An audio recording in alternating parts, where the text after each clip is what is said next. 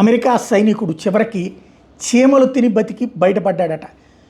ఏదైతే తాజాగా ఈ విషయం బయటకు వచ్చింది. శత్రువులకి చిక్కే ముప్పు ఎక్కువే ఉన్న నేపథ్యంలో ప్రస్తుతం ఇరాన్లో కూలిన అమెరికా యుద్ధ విమానాల్లోని పైలట్ ఆచూకీ కోసం అగ్రరాజ్యం తీవ్రంగా శ్రమిస్తుంటే ప్రాణాలతో పట్టుకునేందుకు పక్కన ఇరాన్ విశ్వ ప్రయత్నాలు చేస్తున్న సందర్భంలో అమెరికా సైనికులు శత్రువులకి చిక్కడం గతంలో కూడా జరిగింది. ఇరాక్ యుద్ధంలో ఇద్దరు సైనికులు ఏకంగా 23 రోజులు చిత్రహింసలు అనుభవించారు అప్పట్లో ఇరాక్ వాళ్ళ చేత.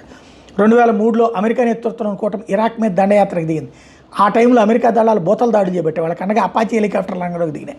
సరిగ్గా మార్చి 23 రాత్రి హెలికాప్టర్లు తక్కువ ఎత్తులో ప్రయాణిస్తూ ఇరాక్ దళాలు ఎదుర్కొంటుండగా ఇరాక్ రిపబ్లికన్ గార్డు బలగాలు మెరుపు దాడికి పాల్పడి ఆ దాడిని ఎదుర్కొంటూ అపాచీలు అక్కడి నుంచి తప్పించుకున్నాయి.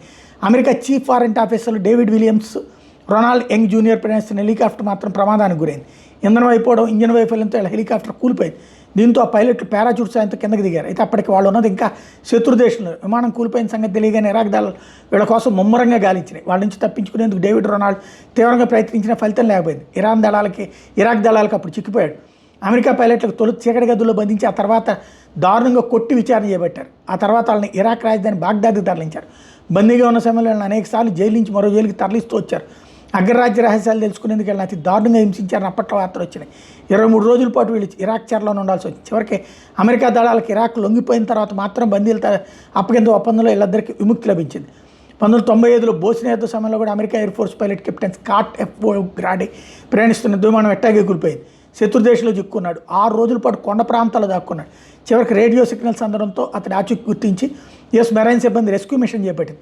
క్షిపణిలో కాల్పులు నడుమ హెలికాప్టర్తో ఆయన రక్షించింది.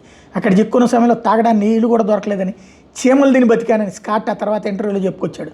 శత్రుగడ్డలో చిక్కిపోతే ఎట్లుంటుందో మన అభినందన్ చివరికి మనం రెస్క్యూ చేసి తీసుకురాబట్టి సాధ్యమైంది. అది చాలా ప్రమాదకరం. యుద్ధంలో చచ్చిపోనన్నా చచ్చిపోవచ్చు, కానీ శత్రువుకి సచ్చినా చిక్కిపోకూడదు అన్నటువంటి విషయం వీటి ద్వారా తెలుస్తుందన్నమాట.